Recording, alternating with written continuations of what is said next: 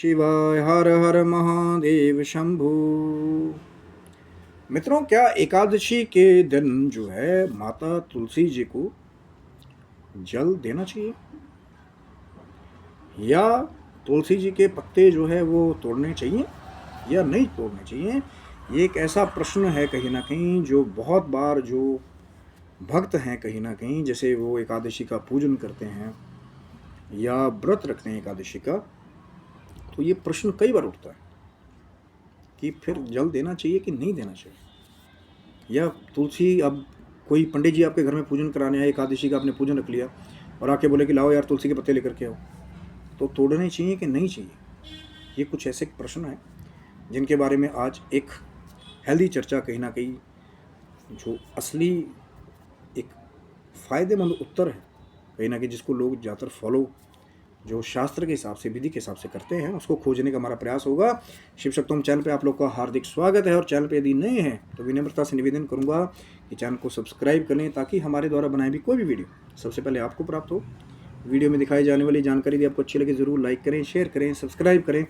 और शिव शक्तोम चैनल पर और भी बहुत सारी ज्ञानवर्धक वीडियोज़ हैं जो पहले से उपलब्ध हैं, उनका भी लाभ आप ले सकते हैं।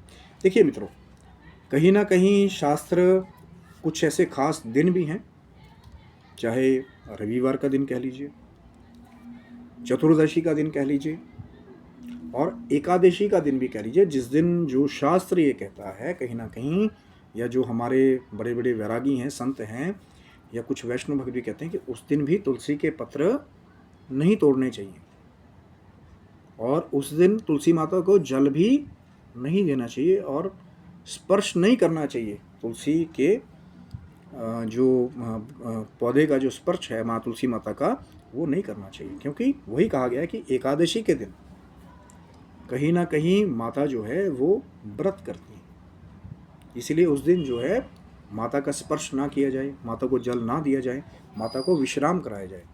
ये तर्क दिया जाता है जो भक्त है। अब कोई पंडित जी आके बैठ जाएंगे, भैया हाँ अब ला करके दो एकादशी के दिन, पहले तो उनको ही पता होना चाहिए कि भैया नहीं तोड़ते हैं। लेकिन फिर भी अगर मान ले तो ये कहा गया कई कई जगह पे कि जो तुलसी पत्र भगवान विष्णु के निमित्त तो तोड़े जाते हैं तो वो किसी भी समय तोड़े जा सकते हैं, लेकिन इसका मतलब ये नहीं कि आप अपनी तैयारी ना रखो, पहले ही तोड़ करके रख लीजिए। कई बार तो ऐसे भी भक्त होते हैं कि वो मेरे जैसे भी कई होते हैं, वो 5-5, 7-7 दिन पहले ही कई बार जो है वो इकट्ठे तुलसी दल को तोड़ करके रख लेते हैं किसी बाउल में या फ्रिज में जल के अंदर डाल करके थोड़ा सा, फिर उसको रख लेते हैं। वो कभी बासी नहीं माना जाता। एक बिल्व पत्र और एक तुलसी का पत्र, ये बहुत जो है पावन पत्र हैं और इनको बासी कहने वाले जो लोग हैं ना, उनकी महिमा नहीं जानते वो लोग कि भगवान विष्णु को अगर सूखा तुलसी दल भी चढ़ा दोगे, वैसे तो अगर हरा हो तो भैया हरा चढ़ाइए, लेकिन अगर कोई सिचुएशन ऐसी आ जाए कि कहीं ना कहीं सूखे पत्ते से भोग लगाना पड़े ठाकुर जी को, आपका भाव होगा ये सूखा पत्ता ही चढ़ाना पड़े, तो ठाकुर जी उसको भी स्वीकार कर लेते हैं। लेकिन इसका मतलब ये नहीं कि अगर किसी ने कह दिया कि भैया हाँ भगवान विष्णु के निमित्त कभी भी तोड़ सकते हैं, लेकिन कुछ एक दिन है जहाँ माँ भी विश्राम करती है। तो भक्तों का एक बहुत बड़ा मत है कि एकादशी के दिन ना ही तुलसी के बूटे को स्पर्श करना चाहिए, ना ही पत्ते तोड़ने चाहिए और ना ही जल देना चाहिए। पहले तोड़ करके रख लीजिए तिथियों के हिसाब से।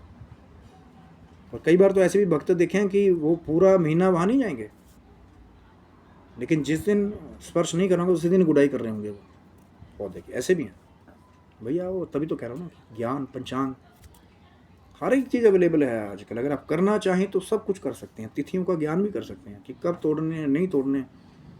प्रश्न आपका आएगा तो हर एक जगह उत्तर देने की हमने एक व्यवस्था पहले ही कुछ कोशिशें की है कि जो भी आपका प्रश्न आए कि भैया कब तोड़ने नहीं तोड़ने, हमें पूरी जानकारी दो या क्या मत है। तभी तो आज डिस्कस करने की, कहीं ना कहीं चर्चा करने की एक बात रखी गई कि भैया जो लोग ये काम बिना तिथियों के करते आते हैं उनको भी पता लगे कि भैया कुछ तिथियां बताई गई हैं कि माँ उस दिन व्रत करती हैं, विश्राम करती हैं।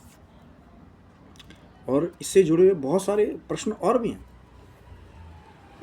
कब तुलसी के पत्ते तोड़ने चाहिए? बहुत सारे लोग लगे रहते हैं जी 12 बज गए उससे पहले पहले तोड़ने हैं, जबकि उनको ये भी नहीं पता कि मैक्सिमम कई बार दोपहर के 12 बजे के बाद तक ही वो दूसरी संध्या, जो दोपहर की संध्या हमारी चल रही होती है, अब कई हैं कि वो बोलते हैं कि नहा के तोड़ना चाहिए, नहीं नहा के तोड़ना चाहिए। वैसे तो भैया नहा धो करके पवित्र होकर के ही तुलसी दल के पत्र जो है आप तोड़ेंगे। मंत्र आपको आता है तो अच्छी बात है, नहीं आता तो भी भाव से पहले अरदास करें तुलसी की बूटे की, माँ भगवान विष्णु के निमित्त हम आपके पत्ते तोड़ रहे हैं, कहीं ना कहीं भगवान शालिग्राम जी को चढ़ाएंगे या भगवान ठाकुर जी के भोग के लिए इसका इस्तेमाल करेंगे। अब वो अपनी चाय बनाने के लिए कि भैया तुलसी के पत्तों की चाय बनानी है, फिर कभी भी तोड़ लो।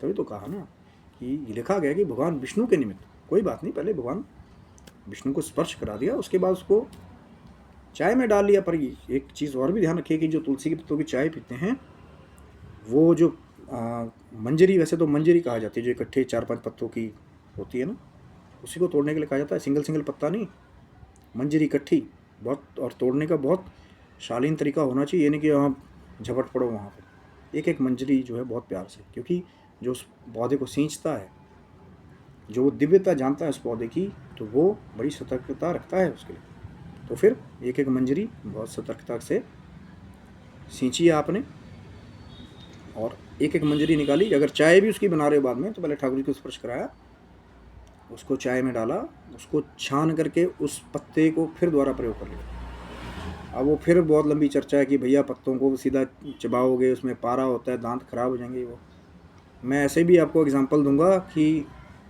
बहुत सारे संत विद्वान उसका डायरेक्ट इस्तेमाल करते हैं, आज तक उनको कोई प्रॉब्लम नहीं हुई।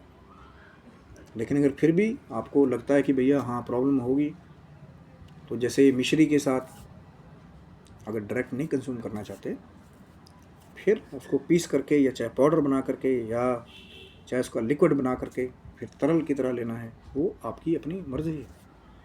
पर कहने का भाव ये है कि उसको फिर डस्टबिन में मत डालो। कि तुलसी के पत्तों की चाय बनाई, अब वो जो डिप टिप आती है ना दूसरी, मैं इसीलिए उसकी सपोर्ट नहीं करता। ये जी हमारा मेटाबॉलिज्म रेट अच्छा करने के लिए हम जो उसमें डिप टिप डालें, फिर उसको डस्टबिन में डाल दो जाकर। क्योंकि जो तुलसी जी की महिमा को जानते हैं, तो अब मुझे ये समझ नहीं आता कई बार लोग क्यों वो दूसरी इसमें पारा होता है, डायरेक्ट चबाओगे दांत को, ये हो जाएगा वो हो जाएगा। जो ठाकुर जी के भोग में मिला करके, चाहे आप दूध का भोग लगाते हैं या खाद्य चीज़ों का भोग लगाते हैं, उसमें डाल करके जो मिला करके खाते हैं, मुझे तो नहीं लगता उनको ज़्यादा नुकसान होता होगा। हाँ, डायरेक्ट अगर कोई कहता है कि भाई डायरेक्ट नहीं खाना, तो मिश्री के साथ उसको मिला कर खाइए, शक्कर के साथ मिला कर खाइए, जो आपका भोजन है उसमें मिला कर खाइए, ठाकुर जी को भोग लगा के फिर खाइए। लेकिन जो उसकी महिमा जानता है, तो मैं उनसे भी रिक्वेस्ट करूँगा जो नहीं जानते हैं कि फिर तुलसी अगर पत्तों की चाय बना रहे हो, तो वो पत्ते डस्टबिन में नहीं जाने चाहिए। वो पत्ते जो है जो दूसरे डिप डिप वाला यूज़ करते हो ना भैया, वो उस चीज़ को मेरे हिसाब से तो वो मैं इसको सही नहीं मानता, ये मेरा अपना मत है कि फिर बाद में पत्ते जो हैं वो डस्टबिन में जाए। बढ़िया मंजरी ली, ठाकुर जी को स्पर्श कराई, चाय में डाली या चाहे अपने भोग प्रसाद में डाली, ठाकुर जी को भोग लगाया, उसको पा लिया, पर वो डस्टबिन में ना जाए। अगर चाय को छान भी लिया तो वो पत्ते फिर निकाल करके, चाहे तो धो करके, वैसे तो पत्ती चाय पत्ती उसमें डालने की ज़रूरत ही नहीं है। जो हरी अगर हर्बल टी की तरह अगर उसको पीते हैं तो वैसे भी ठीक है, बोला वो पानी है, उसको पत्ते निकाल के फिर दोबारा खा लो, है ना। क्योंकि हमने बहुत बार प्रयोग करके देखा, हमें तो नहीं लगा हमारे दांतों में कोई बहुत बड़ी प्रॉब्लम आ गई या ये लग गया या दांत गिर गए या झड़ गए। हम तो डायरेक्ट भी कई बार ठाकुर जी का भोग प्रसाद समझ करके, अकाल मृत्यु हरणम उसको समझ करके, जो उस तुलसी दल को जल के साथ लेते हैं, उसको तो बड़ा बड़ा रोग, अकाल मृत्यु को हर लेने वाला बताया गया यार। पता नहीं वो दूसरे लगे हुए, पारा होता है उसमें, दांत को लग जाता है, ये है वो है। मैं उस पर कोई कमेंटबाजी नहीं कर रहा, वो उनकी ही अपनी रिसर्च है। लेकिन ये हमारा भी विश्वास है कि जो ठाकुर जी का प्रसाद समझ करके जो तुलसी दल या तुलसी दल का पानी जो लिया जाता है, कहीं ना कहीं, या चरणामृत लिया जाता है ठाकुर जी का, शालिग्राम जी का स्नान कराया हुआ जल लिया जाता है, तो वो कई कोटि गुना जो है वो आपको फल देने वाला, लाभ देने वाला है। लेकिन आज की जो चर्चा थी कहीं ना कहीं कि एकादशी के दिन कोशिश करिए तुलसी माता को जल मत दीजिए। अब कई और भी आएंगे जो हमारे बूटे सूख रहे हैं, बहुत गर्मी है भोजन, अरे भाई वो माँ तुलसा है, उनका तो ऐसा ऐसा प्रताप है कि कई कई दिन माँ तुलसी जो है अपने ही तेज से जो है फिर खिल जाती हैं, अगर आपका भाव होगा तो।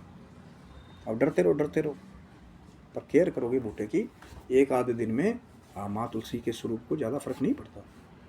कि फिर वो दिन भी आपको पता होना चाहिए, जैसे एकादशी है, द्वादशी है, चतुर्दशी है, कि पत्ते कब कब नहीं तोड़ने हैं। मंगलवार को भी कई लोग मना करते हैं कि मंगलवार को तुलसी के पत्ते नहीं तोड़ने, वो जब आप ज़्यादा डीप जाओगे, पढ़ेंगे कहीं ना कहीं विधान के हिसाब से, तो पता लगेगा आपको। रवैये कि भाई हमने चाय पीनी, कभी भी तोड़ लेंगे। तो तुलसी जी के पत्ते एकादशी को कोशिश करिए मत तोड़िए, पहले तोड़ कर रख लीजिए। जल जो है वो मत दीजिए, क्योंकि माँ उस दिन व्रत करती हैं, विश्राम करती हैं, ये भक्तों का एक बहुत बड़ा मत है। अब जो दूसरे मत वाले हमारा बूटा सूख जाएगा भैया, तो उनको मेरी तरफ से बहुत बड़ी जय श्री राम है कि हरि अनंत हरि कथा अनंता। अलग अलग भक्तों का, अलग अलग संतों का अपना अलग अलग मत है। हमारा काम तो ये है कि जो जिस चीज़ को मान्यता ज़्यादा प्राप्त है उसको आपके साथ शेयर करना, ताकि जो कहीं ना कहीं कृपा है वो बनी रहे, आप गलत मार्ग की तरफ ना जाएं। तो ये था मित्रों वीडियो। आशा करता हूँ वीडियो आपको अच्छा लगा होगा कि तुलसी जी को एकादशी के दिन जल डालें या ना डालें, पत्ते तोड़ें या ना तोड़ें। आशा करता हूँ आपको एक उत्तर कहीं ना कहीं मिल गया होगा। तो आप स्वस्थ रहे, मस्त रहे, भगवान शिव की, माँ जगदम्बा की, ठाकुर जी की, राधा रानी जी की कृपा आपके ऊपर बनी रहे। तब तक के लिए हर हर महादेव शंभू। जय माता दी, जय श्री कृष्णा, राधे राधे मित्रों आपसे।